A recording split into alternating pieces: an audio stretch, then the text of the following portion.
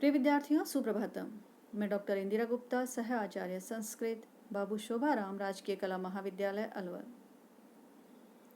विद्यार्थियों, मृच्छकटिकम की इस श्रृंखला के पूर्व के भागों में हमने मृच्छकटिकम के रचयिता, मृच्छकटिकम का रचनाकाल के संबंध में चर्चा की। आज हम मृच्छकटिकम का संक्षिप्त परिचय जानेंगे। मृद शकटिक या कहें मृदा शकटिका, मिट्टी की गाड़ी। मृच्छकटिकम जो ये नाम है, यह है एक इस ग्रंथ की छोटी सी घटना से संबद्ध है। जो ग्रंथ का नायक है चारुदत्त, उसके एक छोटा सा शिशु है। वह अपनी मिट्टी की गाड़ी से खेलने के लिए मना करता है अपनी परिचारिका को, और जो पड़ोसी के यहाँ एक बालक है, उसके पास सोने की गाड़ी है, वैसी ही गाड़ी की मांग करता है। और इस घटना को आधार बनाकर इस ग्रंथ का नामकरण किया गया है। कहता है रदनी के कि मम एतया मृतिका शकटिकया तामेव सौवर्ण शकटिकाम देहि। मुझे इस मिट्टी की गाड़ी से क्या, मुझे वैसी ही सोने की गाड़ी दो। यह घटना तो छोटी सी है, लेकिन आगे के जो अंकों में है, इस घटना का प्रभाव अन्य घटनाओं पर आता है।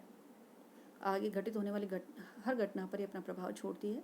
साथ ही आने वाले अंक में जो प्रहवण विपर्य नाम का अंक है, उसमें जो वाहन की अदला बदली हो जाती है, वहाँ भी शकटिका जो यह व्यंजना ध्वनित होती हुई प्रतीत होती है, और यह छोटी सी घटना विस्तार को प्राप्त करती है। ठीक, इसका हम आगे विस्तार से चर्चा करेंगे जब इसके नामकरण पर हम चर्चा करेंगे। इस ग्रंथ के रचयिता हैं राजा शूद्रक, जैसा कि हमने इसके प्रथम भाग में चर्चा की थी। इसका जो रचना काल है वह है 5वीं शती का उत्तरार्ध या 6ठी शती का पूर्वार्ध, जो कि हम अंतःसाक्ष्य और बाह्य साक्ष्य के आधार पर निर्धारित करते हैं। रूपकत्व के रूप में यह प्रकरण ग्रंथ कहा जाता है। हमारे संस्कृत साहित्य में काव्य दो प्रकार का कहा गया है, दृश्य काव्य और श्रव्य काव्य।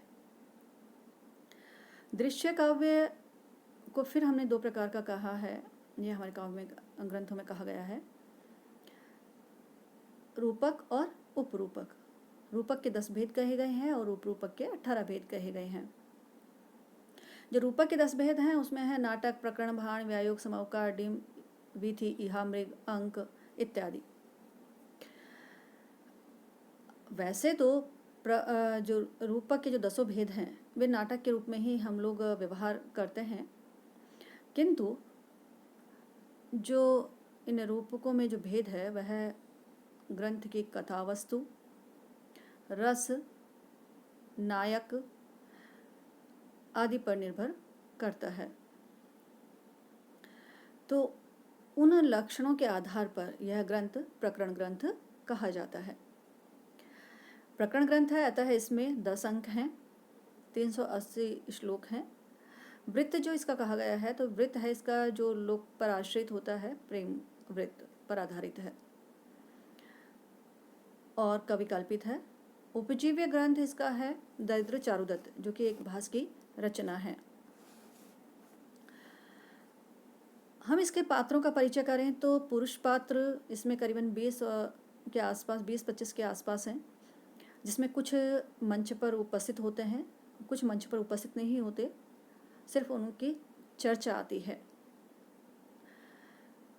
लेकिन कहीं ना कहीं वे अपना जो अभिनय है, वह अभिनय के लिए मंच पर न आते हुए भी वो अपनी प्रस्तुति या अपनी उपस्थिति वहाँ पर देते हैं, प्रतीत होते हैं। पुरुष पात्रों में जो है सबसे पहले हम नाम लें तो सूत्रधार, जो कि प्रस्तावना में दिखाई देता है और प्रस्तावना में प्रस्तुत होता है, प्रधान नट है। चारुदत्त जो कि इस ग्रंथ का नायक है और एक प्रतिष्ठित श्रेष्ठी है, जो कि इस समय के प्रभाव से निर्धन हो गया है और ब्राह्मण है।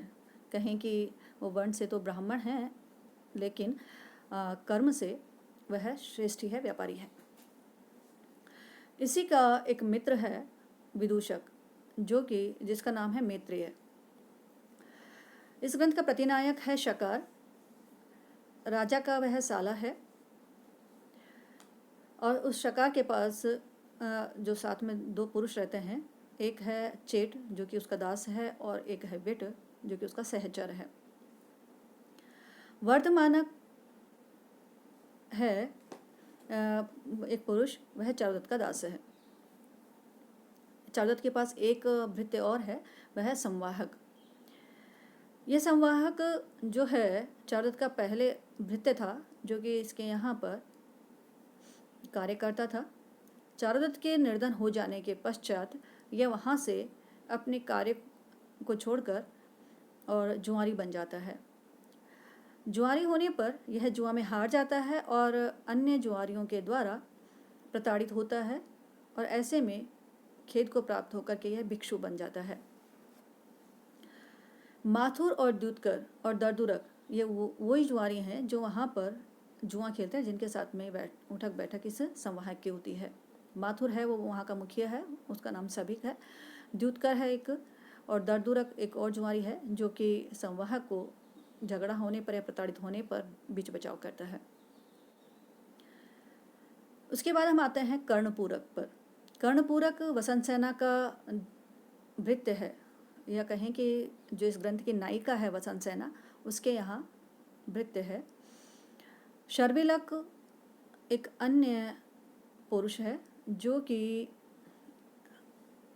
इस ग्रंथ में जो वसंत सेना नायिका है उसके यहाँ पर एक दासी है मदनिका, उसका प्रेमी है, और वह मदनिका नाम की जो दासी है उसको दासत्व से मुक्त कराकर और उससे विवाह करना चाहता है, किंतु उसका मूल्य है, बिना मूल्य चुकाए वह उसे दासत्व से मुक्त नहीं करा सकता, ना विवाह कर सकता है। अतः शर्विलक एक गरीब ब्राह्मण होने के पश्चात भी चोरे कर्म को करता है। चेट जो वसंत सेना का दास है, बंदुल वसंत सेना के यहीं पर निवास करने वाला कोई एक वेश्या का पुत्र है।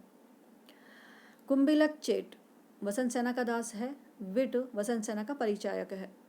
रोहसेन चारुदत्त का पुत्र है, जिसकी जो मिट्टी की गाड़ी की इच्छा न होने और सोने की गाड़ी की इच्छा करने के आधार की घटना को आधार बनाकर इस ग्रंथ का नाम रखा गया है। स्थावरक चेट यह शकार का दास है, और अन्य पात्र हैं आर्यक, जो एक अन्य पात्रों में मुख्य पात्र के रूप में आता है। यह आर्यक है जो कि बाद के हमें घटनाओं में दिखाई देता है और बाद की घटनाओं को बहुत अधिक प्रभावित भी करता है। यह आर्यक है एक गोपाल बालक जो कि राजा पालक के यहाँ कैदी है, लेकिन विद्रोह करके राजा पालक को पदच्युत करके और बाद में राजा बन जाता है, और बाद की घटनाएं इससे प्रभावित होती हैं। वीरक और चंदनक ये दोनों राजा पालक के नगर रक्षक हैं, और जो वीरक है वह सेनापति के पद पर है और चंदनक है वो बलपति के पद पर है। भिक्षु जो कि पूर्व में संवाहक के रूप में आया था, संवाहक पात्र के रूप में आया था, बाद में जुआरी पात्र के रूप में आया, और फिर वो बाद में बौद्ध भिक्षु बन जाता है। शोधनक, अधिकरणिक ये सब न्यायालय से संबंधित है। शोधनक है जो न्यायालय में काम करने वाले कर्मचारी है, अधिकरणिक न्यायाधीश है, और श्रेष्ठ एक है जो कि पुरुष है, और वह न्याय के कार्य में जो अधिकरणिक है उनका सहायक बनता है, और कायस्थ न्यायालय का लेखक है। चांडाल फांसी देने वाले दो जल्लाद हैं। स्त्री पात्र देखें तो स्त्री पात्र में जो मुख्य है वो वसंत सेना और नटी। तो वसंत सेना जो आती है वो इस ग्रंथ की नायिका है और वैश्या है। नटी हमें प्रस्तावना में ही नट से वार्ता करती हुई दिखाई देती है, सूत्रधार की पत्नी है। रदनिका चारुदत्त की दासी है। चेटी वसंत सेना की दासी है। मदनिका दूसरी दासी है जो शर्विलक की प्रेयसी है और जिसको शर्विलक दासत्व से मुक्त कराना चाहता है और इसके कारण वह चोरी भी करता है। द्युता चारुदत्त की भार्या है। यही हम कहें कि इस ग्रंथ में दो नायिकाएं हैं, एक कुलजा और दूसरी वैश्या। जो द्युता है वो चारुदत्त की पत्नी है और इस ग्रंथ की कुलजा नायिका है, जो कुलक क्रम से आई है। और वसंत सेना इस ग्रंथ की वैश्या नायिका है। चेटी वसंत सेना की दासी है, छत्रधारिणी वसंत सेना की दासी है, और चेटी चारुदत्त की दासी है।